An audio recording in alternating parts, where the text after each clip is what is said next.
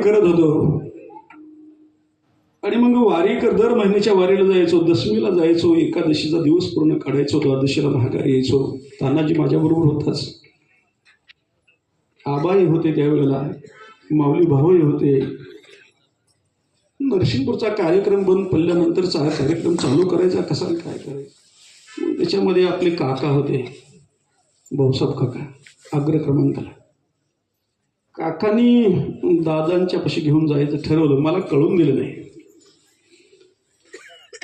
आपल्या गावामधून ज्येष्ठ आणि श्रेष्ठ वैष्णव म्हणून ज्यांची गणना केली जात होती पंढरपूरमध्ये, गुरुजी म्हणून ज्यांना मानलं जात होतं, असे आपले वैकुंठवासी भाऊ, हे आबा माऊली भाऊ, ही 4 जण एक ठिकाणी मिळाली आणि दादांच्याकडे घेऊन गेली मला. दादा त्यांच्या वाड्यामध्ये वरच्या खोलीत बसलेलं होतं. तानाजी महाराज, कीर्तनाची सुरुवात कुठून झाली हे सांगतो मी. ह्या दोघा चौघांचा चाललाय चर्चेचा विषय, कार्यक्रम बंद पडलेला, कसा करायचा, काय करायचा, कसा करायचा, काय करायचं. आणि मग भाऊसाहेब काकांनी शिफारस केली, दादा ही पॉर कार्यक्रम करण्याच्या लायकच आहे. जरी यानं आतापर्यंत कार्यक्रम केलेला नाही, पण प्रवचन करतंय, भागवतातल्या ओव्या सांगतंय, ज्ञानेश्वरीतल्या ओव्या सांगतंय. काका करायचं काय, 3 वाजेपर्यंत कामकाज करायचं आणि 3च्या पुढं पाठांतर काय केलंय हिची तपासणी चाचपणी करायची. हरिपाठ असेल, काकडा असेल, भोपाळे असतील, आंधळा पांगळा असेल, वासुदेव असेल, काही असू द्या त्याच्यामधलं. आणि जर एखादा शब्द चुकीचा उच्चारला काकांच्या समोर, दररोज 2 तास आई बापाने एवढा खर्च करून शिकवून वाया गेला. एवढी तयारी करून घेतली होती, मग काकाने मला दादांच्या पाशी नेलेलं होतं. आबा समक्ष माऊली भाव आहेत, ते 2 माणसं नाहीत. मग ठरलं, यांनी शिफारस केली, दादानं मांडी घातली, अशी सतरंजी अंतरलीन मला सतरंजीवर झोपवलं. यांच्या सोक्ष मोक्ष पाठीवर हात फिरवला आणि दादांनी सांगितलं, आजपासून अंकुश देहूकरांची सेवा करायची. मला एका गोष्टीचा स्वाभिमान आहे, मी गरीबाचं लेकरू नाही. पहिल्या दिवशी सांगितलं. आणि म्हणून आज अर्ध्या महाराष्ट्रामध्ये जर गिरवीकरांचं नाव कोणामुळं झालं असेल तर नाही म्हणलं तर दादांची कृपा. आणि म्हणून सुरुवात तिथून झाली. एकादशीला टाकळीचे गाराकुलीची पाटील कंपनी सगळी पाठवून दिली पदोबा आणि सांगितलं, या पोराचं कीर्तन करून घ्यायचं.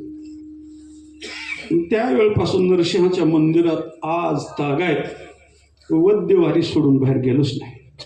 वद्यवारीची सेवा तिथे करतो. चला जाऊ द्या. आणि म्हणून असा हा चालू असलेला विश्वशांती नाम यज्ञ, त्या नाम यज्ञातील आजचा हा दिवस उपांत्य त्या निमित्तानं सेवेकरता घेतलेला अभंग श्री 4 चरणाचा संतपर प्रकरणातील संतांच्याकडे मागणी करणारा अभंग आहे. या अभंगाची सुरुवात होत असताना अभंगाला पहिला शब्द आता हा शब्द वापरलेला आहे. थोडंसं चिंतन आता ह्या शब्दाचं आणि कृपा ह्या शब्दाचं चिंतन थोडंसं करायचंय, पुढे जायचंय. आपल्याला 1 तासाचा कालावधी राहिलेला आहे. 1 तासामध्ये या सगळ्या गोष्टी बघायच्यात. आता हा शब्द ज्यावेळेला तुकाराम महाराज वापरतात त्यावेळेला आता ह्या शब्दाच्या अगोदर काहीतरी वैशिष्ट्य लपलेलं आहे, त्याच्याशिवाय बोलताच येत नाही. आता हा शब्द तत्वज्ञानाच्या प्रांतामध्ये मंगलाचरणाच्या निमित्तानं हे वापरला जातो आणि कार्यक्रमाची सांगता करताना सुद्धा वापरला जातो. भगवद्गीतेची किंवा ज्ञानेश्वरीची सुरुवात करत असताना सुरुवात जगद्गुरु शंकराचार्यांनी त्यांच्या ब्रह्मसूत्रामध्ये सुरुवात करताना अथतो ब्रह्म जिज्ञासा आता हा शब्द घातलाय, सुरुवातच केली.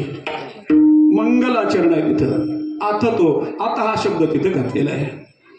तसं ज्ञानेश्वरीची सुरुवात करतानाही आता हा शब्द वापरतात आणि अध्यायाची शेवट झाल्यानंतर सुद्धा अथ प्रथमो अध्याय, अथ द्वितीय अध्याय, अथ तृतीय अध्याय, गोड हा श्रीकृष्णार्पणम वस्तू शेवट झाल्यानंतर सुद्धा वापरला जातोय. हे आध्यात्मिक प्रांतामध्ये झालं, पण तुकोबराईच्या भूमिकेतून आता हा शब्द असा वापरला जातोय. आम्ही आठवडाभर काम केलंय, मालकाच्या दारात मजूर गेला सांगतो आता आठवडाभर काम केलंय, आता द्या बरं पगार. बरोबर का नाही? आणि मग तसाही शब्द काही वेळेला वापरला जातो. पण या ठिकाणी तुकाराम महाराजांना वापरलेला जो आता हा शब्द आहे ना, ते सुखाकरता संपूर्ण विश्व उलत पालत केलं. पण कुणाच्याही दारामध्ये गेल्यानंतर तुकाराम महाराजांना सुखाचा पत्ता लागला नाही, सुखाची भेट झाली नाही. उलट सर्व सुखाची आशा जन्म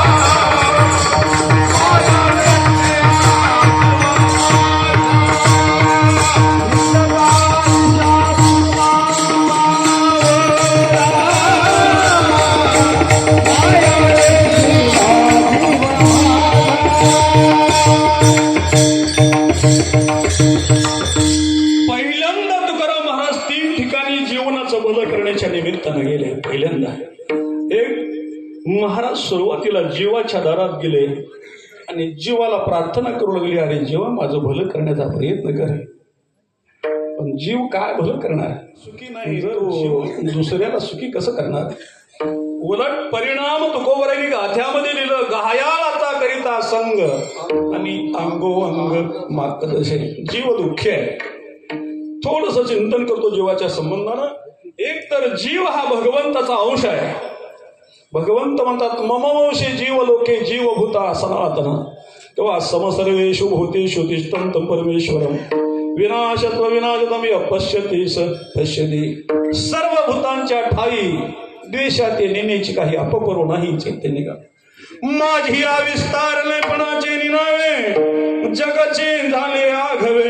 जैसे दूध मुराले स्वभावे त्याची दही बीजची झाले तर अथवा भंगाराची होय अलंकारो. तैसा मज एकाचा विस्तार होते हे जग. ज्ञानोबराय म्हणतात वा नाना प्रयोजनशील दीर्घ वक्रे वर्तुळे होती एकाचीच फळे तुंबिली. अंगारगणी बहुरशी उष्णता समान जशी नाना जीवराशी परेशु असे. गगन भरी धारा परी पाणी एकच विरा उत जात सारा परेशु असे. ज्ञानदेवा प्रमाणात महानिधान सारवा घटे पो. Yeah.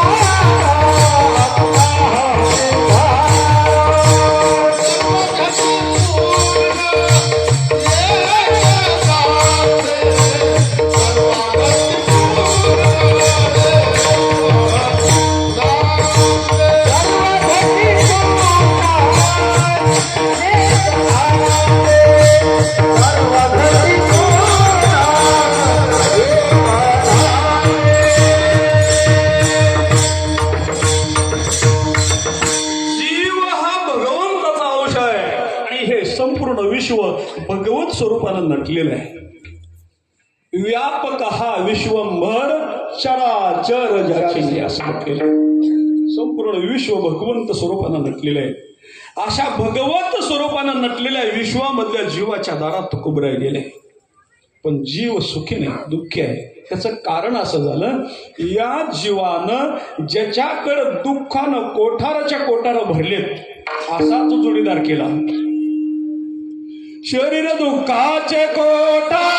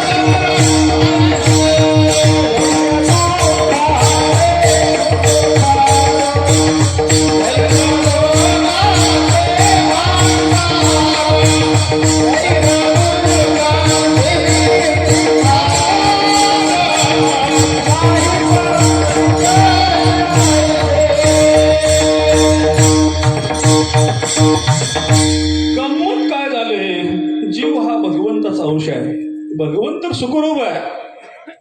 पण सुखरूप असलेला जीव सुद्धा सुखरूपच असायला पाहिजे ना. कसं आहे, आंब्याचं रोप लावल्यावर आंब्याला आंबच यायला पाहिजे ना. मागच्या 5-4 वर्षात एक आंब्याचं रोप आणून लावलं महेश, पण त्याला ह्या वर्षी आता मोहर लागून अशी अशी कवटं लागली ती नारळासारखी. असं होऊ शकतं? अजिबात नाही. पण अध्यात्मामध्ये एवढा विचार केला जातोय, जीव जर भगवंताचा अंश असेल ना, भगवान परमात्मा सुखरूप पैसा तुझे कोण सांगा ना माझ्या पांडुरंगा सारे केले. जर देव सुखरूप असेल, देव सुद्धा म्हणतात माझाच अंश जीव आहे, जीव सुद्धा सुखी असायलाच पाहिजे ना. दुकानामधली गुळाची ढीप गोड लागते आणि वाटीत फोडून आणलेला कडू लागायचं काय कारण आहे का? शुभम, मी काय बोलतोय कळतंय ना? गुळ फोडून आणलेला सुद्धा गोडच लागायला पाहिजे. पण तसं नाही झालं. देवापासून जीव ज्या वेळेला बाजूला निघाला त्यावेळेला देवाचा विसर जीवाला पडला आणि जीवानं या मनुष्य शरीराची संगती केली. शरीर कसं आहे बघा. शरीर क्लेश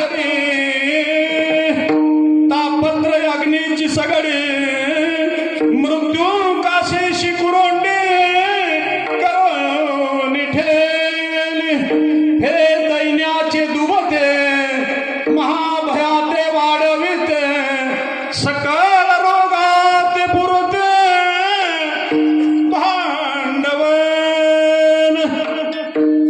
माणसाचं शरीर म्हणजे क्लेश तरूची वाडी. क्लेश म्हणजे दुःख, तरू म्हणजे झाड. ज्या वाडीमध्ये दुःखाची झाडं, ती वाडी म्हणजे माणसाचं शरीर आहे. क्लेश तरूची वाडी, तापत्रय अग्नीची सगळं ताप माणसाच्या शरीराला आहेत. एक नाही, कोरोनाचा ताप माणसाला, निमोनियाचा ताप माणसाला, थंडी ताप माणसाला, डोकं दुखायचा ताप माणसाला, गुडघं दुखायचा ताप माणसालाच. ही सगळं ताप माणसालाच आहेत. जनावराला एकच ताप येतो कुठला तरी, माणसाला सगळं ताप येतात. तुकाराम महाराजांना लक्षात येत होतं की ही तिन्ही ताप संतांच्या दारात गेले. आयशे त्रिविध ताप संत संगती विवेक श्रवणे विलया जाती म्हणून कीर्तनी बुद्धिमंती अवश्य श्रवणार्थी वैसावे. अनेक प्रकारचं ताप. दुसरा मुद्दा, ठीक आहे एवढं असून ठीक आहे, पण जीवाला मित्र म्हणून भेटलं शरीर, दुःख का होतंय सांगतो. मला वाटतं 8व्या अध्यायामध्ये शेवटच्या श्लोकाच्या आतल्या बाजूला इच्छा द्वे समुत्वेन द्वंद्व मोहेन भारत असतं.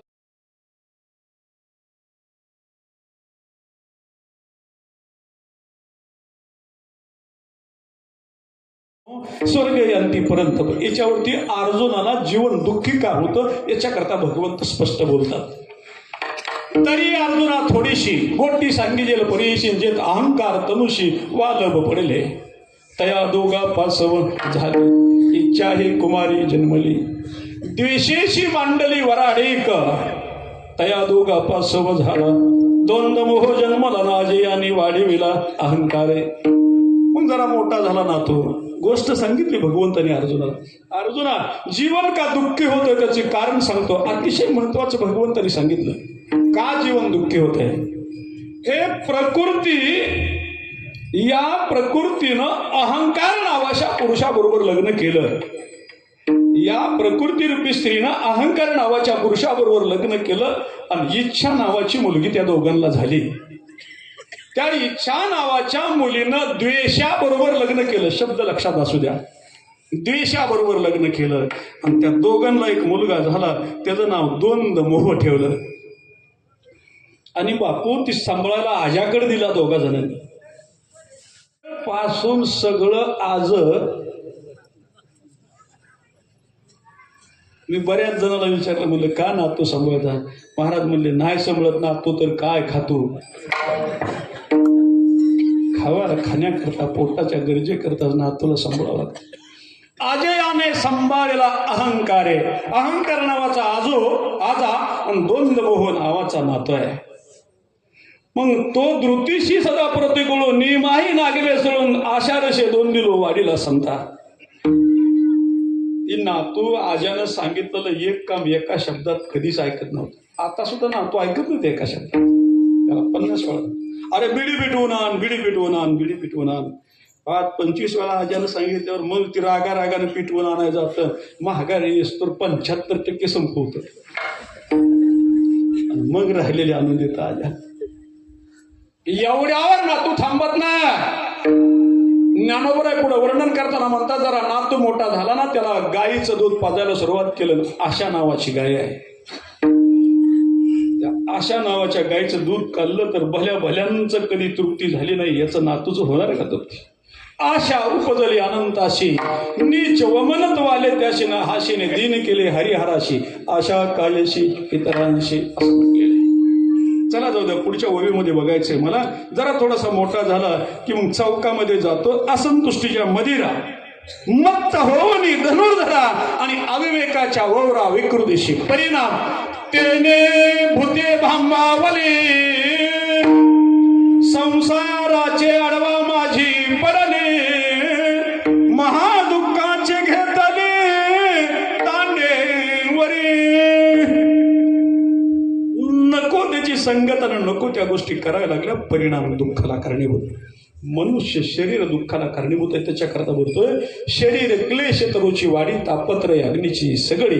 आणि या शरीरानं पहिला एक जोडीदार त्याच्या बरोबर होता शरीराचा. ते जीवाला कळून दिलं नाही. कोणता जोडीदार आहे? मृत्यू नावाचा जोडीदार शरीरानं बरोबर घेतलाय. हे मंगळाचे अंकुरी सवेच्या मंगळाची पडे पोहरी मृत्यू उदराचे परिवारी गर्भविषय. आईच्या पोटामध्ये ज्या क्षणाला बाळ आपलं शरीर धारण करण्याचा प्रयत्न करते त्या क्षणाला हा मृत्यू त्या जीवाच्या खांद्यावर हात टाकून आत जातो शरीराबरोबर. पहिला परिणाम सुखी जीवानं दुःखी शरीराची संगत केली. दुसरा मुद्दा शरीराच्या संगत मृत्यू असल्यामुळं जीवाला माहित नाही हे शरीर कधी फसवून जाईल. दुःखाला कारण सांगतोय. आणि तिसरं कारण सांगतो देखे वडिलांचे ओझे जरी आपल्या माता घ्यायचे तरी सांग का न तिटीजे धनुर्धरा. काय करतं जीव शरीराच्या संगतीमध्ये आल्यानंतर सगळं गाव माझं आहे म्हणतं. आणि ज्यावेळेला सगळं गाव माझं म्हणलं जातं त्यावेळेला गावातली सगळी माणसं जातात त्यावेळेला प्रत्येक वेळेला त्याला आंघोळ करावं लागते. जर कोणच माझं नाही म्हणलं ना आंघोळ करायचीच गरज पडत. छंद माझे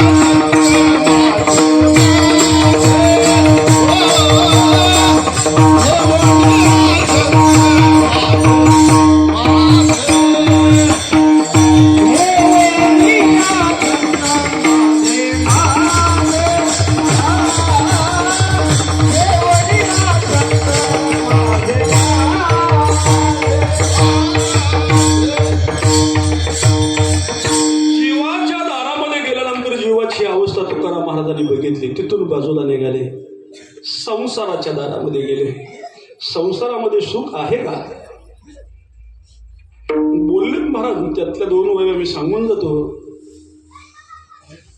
कमलकंदाने दर्धोरी नांदू कैकीची घरी पराग सेवेजे भ्रमरू एरू रे चिकलूची किंवा पाहे पादूद पवित्र आणि गोड पाशी तुचीची अपदराड आवेरुणी गोड चिडा शुद्ध काय न सेविते. 15व्या अध्यायामधल्या पहिल्या श्लोकामध्ये भगवंत सांगतात, ऊर्ध्व मूलमद शाखाम अश्वत्थ प्रावोख्यम छंदाशी यश पर्णाने यस्तम वेदम सवे देवी तैशीच ययाची स्थिती ना सतता क्षणोक्षणा प्रतील म्हणून ययाती म्हणते अश्वत्व. अश्वत्व येणे नावे पिंपळ म्हणती स्वभावे परिहार अभिप्राय नव्हे श्रीहरीचा मनहानीर सुलो संसारा सर्प हा विकार पांढरा तुझशी अंतर रे दातारा याची नावे दारा निमित्त. संसाराकडे गेले, संसारात सुख आहे का? नाही ना संसारामध्ये सुख. एक तर गम्म सांगतो, अध्यात्माच्या दृष्टिकोनातून संसारच नाही, संसार नावाची वस्तूच नाही. आगाजी झाल्याची नाही तया लागे तो हृदशी काही. संसार एक झाला होता हे तो सबळ मिथ्या वार्ता पुढे होईल मागुता कदा कल्पंती घडेना. संसार नावाची वस्तू असती तर बाजारात विकत मिळायला पाहिजे होती. हे कोटभर रुपये घ्यान द्या संसार नावाची वस्तू, 2 कोट घ्यान संसार नावाची वस्तू मिळायला पाहिजे. ज्या अर्थी कुठेही गेलं तरी वस्तू मिळतच नाही संसार नावाची, त्या अर्थी ती वस्तूच नाही. मग काय आहे? दैवी हशा गुणमयी मम माया दुरतया मामेवय प्रपदंते माया मेतम तरंते ते.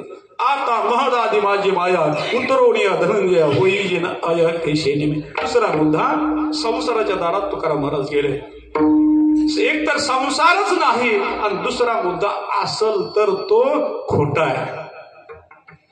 खोट्या संसारामध्ये खरं सुख कसं मिळणार?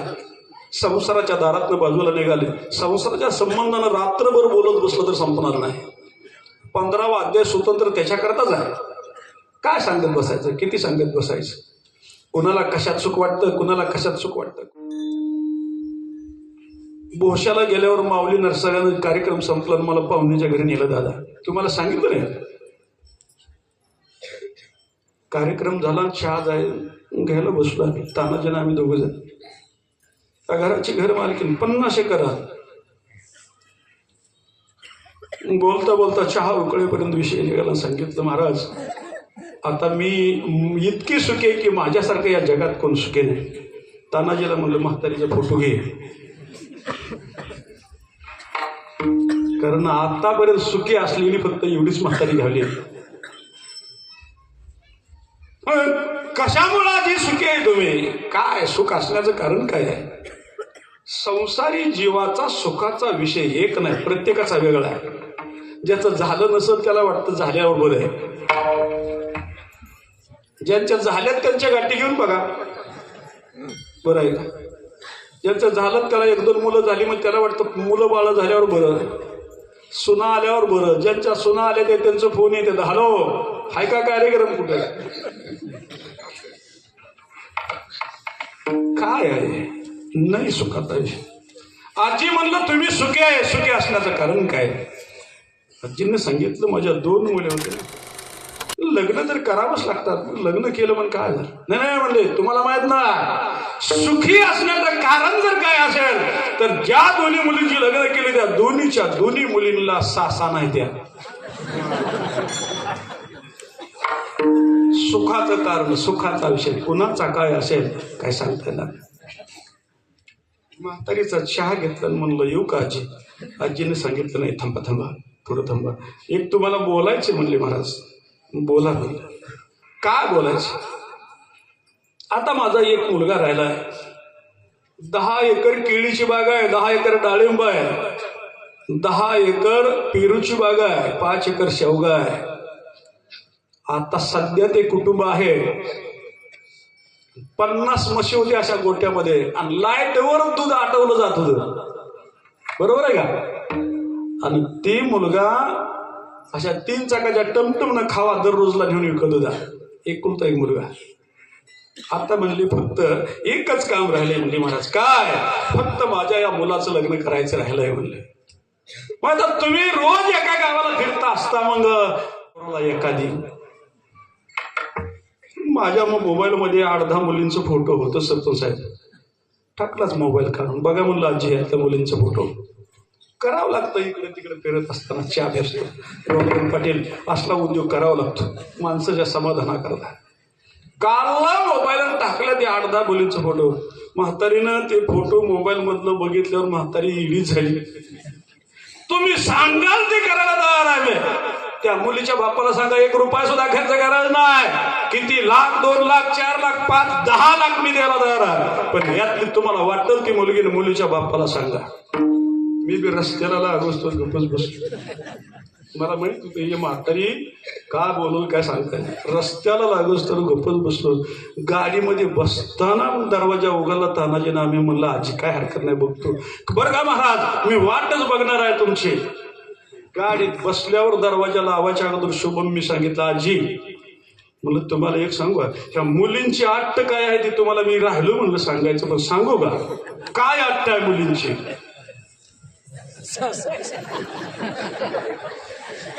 ज्या घरात सासू नसेल कुणाला काय सुखावं कुणाला काय सुख.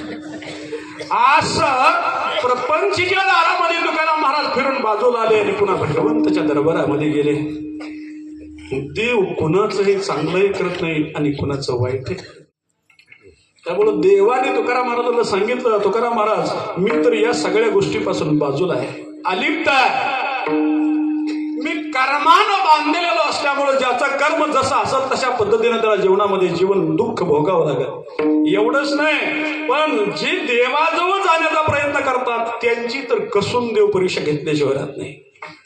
अशी अनेक उदाहरणे. देवा तो कृपा करुणा सिंधू होशी माय बापा मोठा बंधू जीवन सिद्धी साधन सिंधू तोडे शिभव बंधू काळवास शरणंगता वज्र पंजर अभयदाना तो उदार सकळ देवा गोचर होशी अविकार अविनाश. हे तुकाराम महाराजांनी वर्णन केलं देवाचं. पण त्याच देवाचं वर्णन करताना ज्ञानोबराय म्हणतात यम नियम पाप पुण्या महाशे आपण भलदेची करशी तुझी या थोरपणा भिवणी असावे कवणे शंका विरायाशी प्रत्यक्ष जगी बाटली नारी तिचे स्मरण लोकाशीन पुराणी ही डांगुरा पिडता ती पतिव्रता पण तैशी हेराया आवडे ते करशी देवा कवन करी तुझा हे अरे देवा एवढं प्रयत्न आम्ही करतोय तुझ्या दारामध्ये येतोय पण तू काय सगळं नेम आणि नियम हे सगळं आमच्या करता तुझ्या करता काय गेहुनी हरी चंद्राचे वैभव राज्य घोडे भाग्य सर्व पुत्र पत्नी जीवन उंबागिरी उपविले नल दमयंतीचा वियोग